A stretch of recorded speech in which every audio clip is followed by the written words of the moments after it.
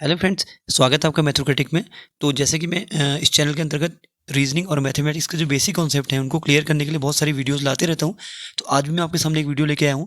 तो लंबी वीडियो रहने वाली है, 16 क्वेश्चन इसमें हम टोटल कवर करने वाले हैं जो कंपटीशन में कई बार आए हुए हैं और अलग अलग लेवल के क्वेश्चन से डिफिकल्टी लेवल उनका अलग अलग है। तो ठीक है, तो आप बने रहिएगा मेरे साथ लास्ट तक और देखिएगा आपका स्कोर क्या रहता है। मेरे साथ साथ आप भी इसको सॉल्व कीजिएगा। जो नए हैं वो भी इस चैनल को प्लीज़ सब्सक्राइब कर लीजिएगा ताकि आने वाले टाइम पे इस टाइप की वीडियोस आपके सामने और आते रहेंगी। तो बिना देर के हम लोग स्टार्ट करते हैं। पहला सवाल आपकी स्क्रीन पे देखिए क्या है। निम्न में से भिन्न शब्द चुनिए। ये 4 शब्द आपको दिए हैं, इनमें से एक शब्द ऐसा है जो बाकी 3 से किसी भी रूप में अलग है, तो उसको हमें छांटना है।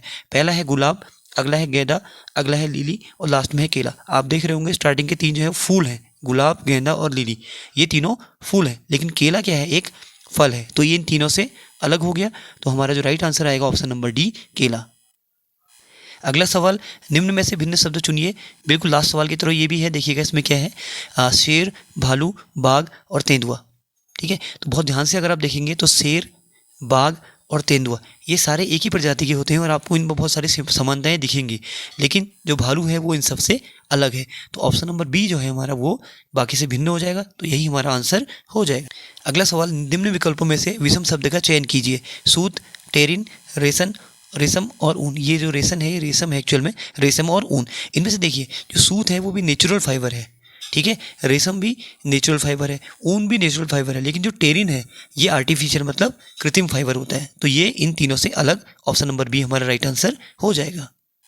अगला सवाल, असंगत को चुने। 4 ऑप्शन है, XW, FG, ML, PO। तो बहुत ध्यान से इसको अगर हम देखेंगे तो देखिए जो पहला अक्षर लिखा है उसके ठीक पहले जो अंग्रेजी वर्णमाला में अक्षर आता है उसके बाद लिखा है। जैसे आपने देखा होगा एक्स के ठीक पहले क्या आता है, डब्ल्यू आता है। ऐसे यहाँ पर देखिए एम के ठीक पहले क्या आता है, एल आता है, और पी के ठीक पहले क्या आता है, ओ आता है अंग्रेजी वर्णमाला में, लेकिन एफ के ठीक पहले जी नहीं आता है। तो ये सबसे अलग है। तो यही ऑप्शन हमारा बी राइट आंसर हो जाएगा। अगला इंपॉर्टेंट सवाल, मछली जैसे जल से संबंधित है वैसी ही चिड़िया किससे संबंधित है। देखिएगा जो मछली है वो जल से कैसे संबंधित है, मछली कहाँ विचरण करती है, कहाँ चलती है, कहाँ तैरती है, जल में, ठीक है। वैसे ही चिड़िया कहाँ पे तैरती है या कहाँ पे विचरण करती है, आकाश में, बिल्कुल सही। वायु उतना करेक्ट नहीं है, जल बिल्कुल गलत है, भोजन बिल्कुल गलत है। इसका मतलब मछली जैसे जल से संबंधित है वैसे ही चिड़िया किससे संबंधित होगी, आकाश से, क्योंकि वो आकाश में विचरण करती है। तो हमारा जो ऑप्शन नंबर ए है वो सही उत्तर हो जाएगा। और अच्छे अच्छे क्वेश्चंस आगे को आ रहे हैं। देखिए अगला क्वेश्चन बहुत अच्छा है। कमरे का जो संबंध फर्श से है तो वही संबंध नदी का किससे है, ठीक है। तो देखिए कमरे का जो बेस होता है ना, कमरे का जो तला होता है, बेस होता है, उसको हम क्या बोलते हैं, फर्श बोलते हैं, है ना। वैसे नदी का जो बेस होता है, नदी का जो बॉटम होता है उसको हम क्या बोलते हैं, तल बोलते हैं, है ना। तो ऑप्शन नंबर सी जो होगा वो हमारा इसके हिसाब से राइट आंसर हो जाएगा। अगला अच्छा सवाल, जैसे किसी गाय के लिए बछड़ा है वैसे ही किसी बकरी के लिए क्या होगा। ध्यान दीजिएगा, मतलब गाय का संबंध जो बछड़े से है वो संबंध बकरी का किससे है, ठीक है।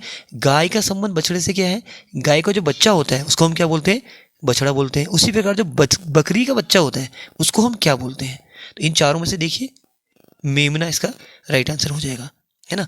बछड़ा अलग चीज़ है, पिल्ला अलग चीज़ है, छोना अलग चीज़ है। तो जो गाय का बच्चा होता है बछड़ा होता है, वैसे बकरी का बच्चा क्या होता है, मेमना होता है। तो ऑप्शन नंबर डी इसका सही उत्तर हो जाएगा। अगला बहुत अच्छा सवाल क्या है, अंग्रेजी वर्णमाला में यदि बी ए हो जाए, पी ओ हो जाए तो क्या के क्या हो जाएगा। बहुत ध्यान से देखिएगा, अगर बी बन जाए ए, पी बन जाए ओ, तो के क्या बन जाएगा इसी नियम के हिसाब से। तो देखिए ना कर क्या रहे हैं, बी को उसने ए बना दिया, मतलब उससे ठीक पहले वाला लेटर बन जाएगा। बी क्या बन गया, ए, ठीक अपने से पहला वाला लेटर बन गया। ऐसी पी क्या बन गया, अपने से पहला वाला लेटर ओ बन गया। तो वैसे ही के क्या बनेगा, अपने से पहला वाला लेटर, तो के से ठीक पहले क्या आता है, जे आता है अंग्रेजी वर्णमाला में। तो के क्या बनेगा इसी नियम के हिसाब से, जे बनेगा। जे है हमारा ऑप्शन नंबर डी। इसका मतलब जो के है वो डी जे हो जाएगा। विकल्प नंबर जो डी है यही हमारा सही उत्तर हो जाएगा। अगला बहुत ही इंपॉर्टेंट सवाल क्या है, देखिए दिए गए अव्यवस्थित शब्दों के अक्षरों को सार्थक शब्दों में व्यवस्थित करने पर कौन सा शब्द एक रंग नहीं है। आपको 4 दिए हैं, ए बी सी डी। इन चारों में आप देख रहे होंगे आपको एक शब्द दिया गया है, लेकिन ये शब्द क्या है ना, ये शब्दों के जो अगर आपको इसको अर्थपूर्ण बनाना है, इसकी मीनिंग बनानी है, तो आपको इसके जो लेटर्स लिखे हैं लेटर्स को आगे पीछे करना पड़ेगा। तो लेटर्स को आगे पीछे करने पर एक मीनिंगफुल रंग बनेगा, क्या बनेगा, रंग, कलर बनेगा। तो 3 ऐसे ऑप्शन हैं जिनमें कलर बन रहा होगा, एक ऑप्शन ऐसा है जिसमें कलर नहीं बन रहा होगा, तो नहीं वाला आपने ढूंढना है। ठीक है, जो पहला वाला ऑप्शन है ना, अगर हम इसको रीअरेंज करें, अगर हम इसके लेटर्स को आगे पीछे लिखें तो हमारा बन रहा है वॉयलेट, वॉयलेट VOILET, जो कि एक कलर का नाम है। ठीक है, अगला देखिए, इसको देखिए जरा, इस वाले को देखिए, इस वाले को अगर आप आगे पीछे करेंगे तो इसमें आपका बनेगा ऑरेंज, ORANGE, जो कि फिर से एक कलर का नाम है। ठीक है, इसको अगर हम आगे पीछे करेंगे तो यहाँ से आपका बनेगा पर्पल, PURPLE। ठीक है, PURPLE, इससे बनेगा।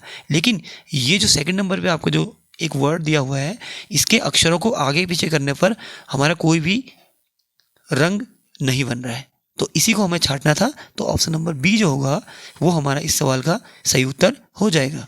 अगला सवाल देखिएगा, मस्तिष्क और ये रेशियो विचार, तो इसके बाद कौन सी चीज़ यहाँ पे फिट बैठेगी इन चारों में से। कहने का मतलब क्या है, मस्तिष्क का संबंध जो विचार के साथ है वो इन चारों में से किस पेयर में है, किस पेयर के अंदर सम्मिलित है। ठीक है, देखिएगा, मस्तिष्क क्या है, एक्चुअल में एक ऑर्गन है, शरीर का एक हिस्सा है, और मस्तिष्क के अंदर क्या प्रकट होते हैं, विचार प्रकट होते हैं। ठीक है, अभी पहला वाला ऑप्शन देखिए ना, बिल्कुल सेम नहीं है। पेट भी क्या है, हमारा एक शरीर का हिस्सा है, शरीर का अंग है, और इसके अंदर भूख उपजती है, भूख डेवलप होती है, भूख लगती है। जैसे मस्तिष्क के अंदर विचार आते हैं वैसे पेट के अंदर भूख आती है ना। तो ऑप्शन नंबर ए है, यही हमारा राइट आंसर हो जाएगा, क्योंकि इन तीनों में ये रिलेशन किसी में भी नहीं बन रहा है। तो बहुत बढ़िया क्वेश्चन है, ऑप्शन नंबर ए हमारा राइट आंसर हो जाए। अगला सवाल है, भारत का अनुपात नई दिल्ली के साथ क्या होगा, पाकिस्तान का किसी और के साथ। कहने का मतलब, भारत जिस प्रकार संबंधित है नई दिल्ली के साथ, उसी प्रकार पाकिस्तान किसके साथ संबंधित होगा। अब एक चीज़ देखिए ना, भारत का नई दिल्ली से क्या संबंध है, भारत की राजधानी है नई दिल्ली, उसी प्रकार पाकिस्तान की राजधानी क्या है। तो इन चारों ऑप्शन में आप देखेंगे तो जो इस्लामाबाद है वो हमारी पाकिस्तान की राजधानी है ना, इस्लामाबाद पाकिस्तान की राजधानी है।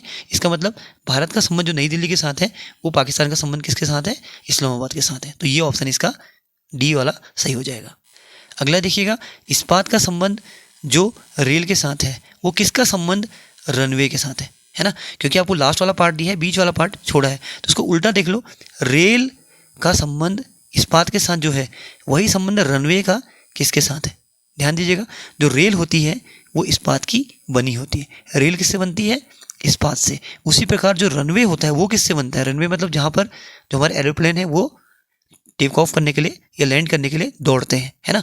तो रेल किससे बनती है, इस्पात से बनती है। तो रनवे किससे बनता है, कंक्रीट से बनता है। किससे बनता है, कंक्रीट से, जो आपका ऑप्शन नंबर डी है। तो यही हमारा राइट आंसर हो जाएगा।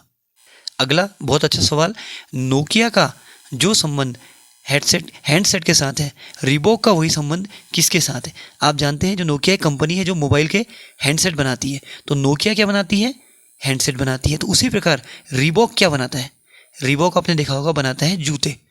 नोकिया एक कंपनी है जो हैंडसेट का निर्माण करती है, उसी प्रकार जो रीबॉक कंपनी है वो जूते का निर्माण करती है। तो जो ऑप्शन नंबर ए है ये हमारा इस क्वेश्चन का राइट आंसर हो जाएगा। अगला सवाल, बर्फ का संबंध जो शीतलता के साथ है वही संबंध पृथ्वी का किसके साथ है। तो पहले देखते हैं कि बर्फ का संबंध शीतलता के साथ है क्या। देखिएगा, बर्फ के अंदर शीतलता छुपी रहती है, बर्फ में शीतलता होती है, ऐसा बोल सकते हैं। तो उसी प्रकार पृथ्वी के अंदर क्या छुपा है, पृथ्वी में क्या होता है, पृथ्वी के अंदर क्या होता है। तो पृथ्वी के अंदर देखिए ना, गुरुत्वाकर्षण होता है, ठीक है।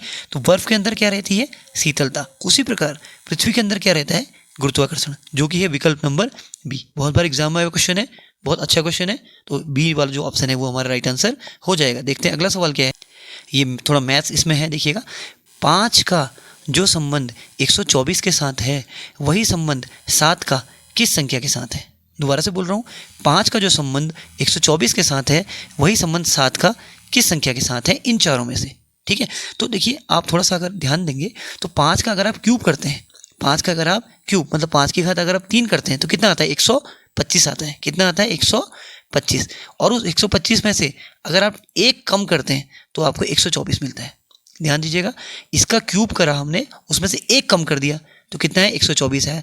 तो वैसे ही हम इस वाले में भी करेंगे। तो 7 का हम करेंगे क्यूब, तो 7 का हम करेंगे क्यूब, 7 का क्यूब होता है 343, और उसमें से 1 कम करेंगे जैसा हमने पिछले वाले इन दोनों में किया था। तो उसमें से 1 कम करेंगे तो कितना आएगा, 300 342 आएगा। तो आंसर हमारा ए वाला 342 हो जाएगा। क्या करना है, आपने संख्या का क्यूब करना है, उसमें से एक कम करना है। तो 5 का क्यूब माइनस 1 124, वैसे 7 का cube minus 1 342। Option number A is the right answer. अब देखते हैं लास्ट सवाल क्या है हमारे सामने। ये सवाल बहुत सारे एग्जाम में आता है, बहुत सारे एग्जाम में, और आपको मतलब आप किसी एग्जाम में बैठेंगे तो आप देखेंगे कि हर दूसरी बार सवाल आपको किसी न किसी रूप में दिखेगा। क्या है, देखिएगा, एक पंक्ति में राजू का स्थान दोनों छोरों से 16वां है। दोनों छोरों से कौन सा स्थान है, 16वां स्थान है उसका। ठीक हो गया। फिर क्या बोल रहे हैं, उस पंक्ति में कुल कितने लोग हैं। तो ये सपोज वो लाइन है, ठीक है, राजू कहीं पे बैठा हुआ है, तो यहाँ से भी उसका स्थान 16वां है और यहाँ से भी उसका स्थान 16वां है। तो आपको बताना है कि इस पूरी लाइन में कितने लोग बैठे हुए हैं। क्लियर है। तो इसको करने का तरीका देखिए क्या होता है, जो उसका स्थान एक साइड से है और जो उसका स्थान दूसरी साइड से है, उन दोनों को हम जोड़ लेते हैं, है ना। तो एक साइड से कितना स्थान है, 16वां स्थान है, और दूसरी साइड से भी कौन सा स्थान है, 16वां स्थान है, और उसमें से हम एक घटा देते हैं। हमेशा ऐसे ही करेंगे, जो उसका दोनों साइड से क्रम है उनका योगफल निकाल लेंगे और उस योगफल में से एक कर लेंगे कम। तो 16 में 16 जोड़ेंगे तो 32 आएगा, है ना, और 32 में से एक कम करेंगे तो कितना आएगा, 31। दैट मीन्स उस पूरी पंक्ति में 31 लोग रहे होंगे। तो देखिए सारे क्वेश्चन इतने इंपॉर्टेंट हैं और सारे क्वेश्चन कई बार एग्जाम में आए हुए हैं। अच्छी खासी आपकी तैयारी होगी मेरे साथ, और देखिएगा आपका स्कोर अभी क्या रहा है। तो ऐसे ही आगे भी मैं बहुत सारी वीडियोज़ लाने वाला हूँ। उम्मीद है इससे आपको बहुत सारा लाभ मिला होगा। तो अगर ऐसी वीडियोज़ आप और देखना चाहते हैं तो प्लीज़ चैनल को सब्सक्राइब कर लीजिए, इस वीडियो को लाइक शेयर और इसमें कमेंट करके जो भी आपके इश्यूज़ हैं लिखिएगा, और वीडियो में आप लास्ट तक बने रहें। आपका बहुत बहुत धन्यवाद। Thanks a lot.